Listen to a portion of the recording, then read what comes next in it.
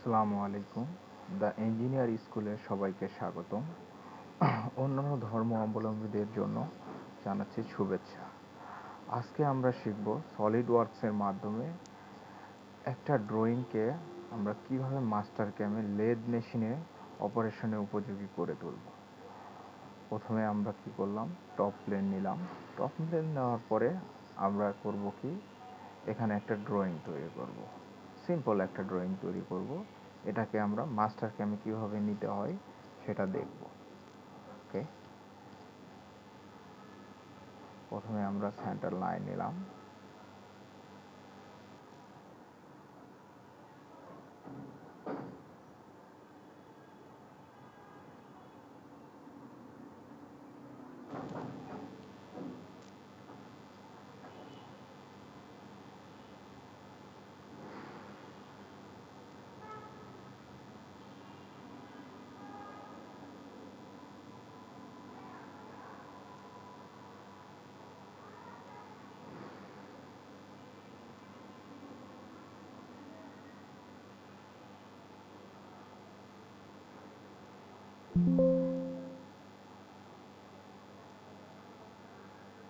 আমরা একটা simple drawing করে ফেললাম। এটাকে আমরা কি করব, প্যারাসলিড ফরম্যাটে সেভ করব।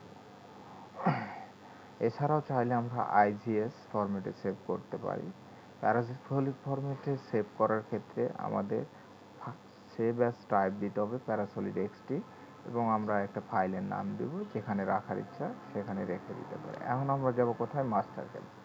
মাস্টার ক্যামে আমরা ওপেন করব হচ্ছে প্যারাসলিড ফাইল, এবং রাখবো কোথায়, ডেস্কটপে রাখছি, সেখান থেকে আমরা ডিজাইনটা নিয়ে আসবো। এরপরে আমাদের কাজ হবে অরিজিনটা নিয়ে আসা।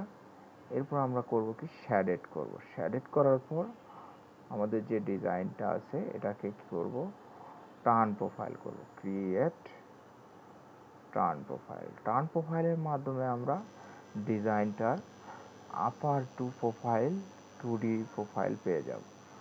আমরা বাকি ডিজাইনটা ডিলিট করে দেব। এরপর আমাদের কাজ হবে মেশিনটা। তো আমাদের লেদ মেশিনটা normally 2 Axis slant bed lathe machine, আমরা এটা সিলেক্ট করব। এরপর আমাদের কাজ হবে স্টোভ সেট আপ করা।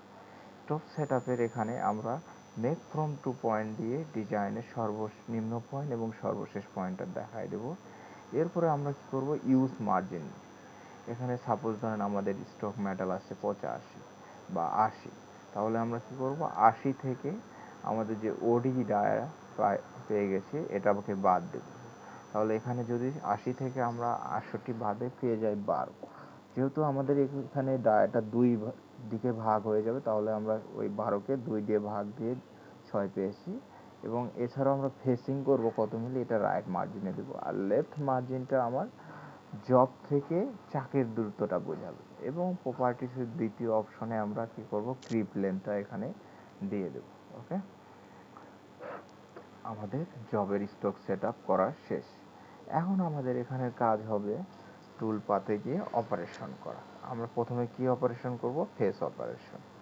ওকে, আমরা টুল তো নিচ্ছি সিএনএমজি। এটা আমাদের যদি 5 নাম্বার হোল্ডারে থাকে তাহলে আমাদের টুল নাম্বার হবে 5, স্টেশন নাম্বার 5 এবং অফসেট নাম্বার 5।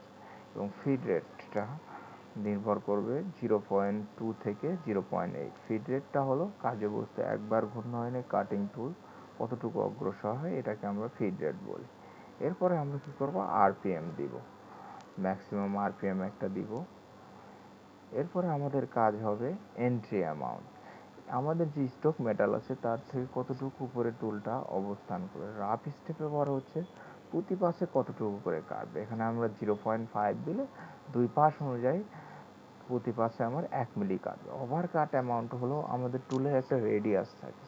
এক্ষেত্রে আমাদের হয় কি, সেন্টার থেকে একটু নিচ পর্যন্ত আমাদেরকে কাটিং দিতে হয়, সেটাকে আমরা ওভার কাট অ্যামাউন্ট বলি। এখানে আমাদের কাজ শেষ। আর টুল নোজ রেডিয়াস যদি না ইউজ করতে চাই তাহলে আমরা অফ করে দিব। আমাদের facing operation complete. Thank you.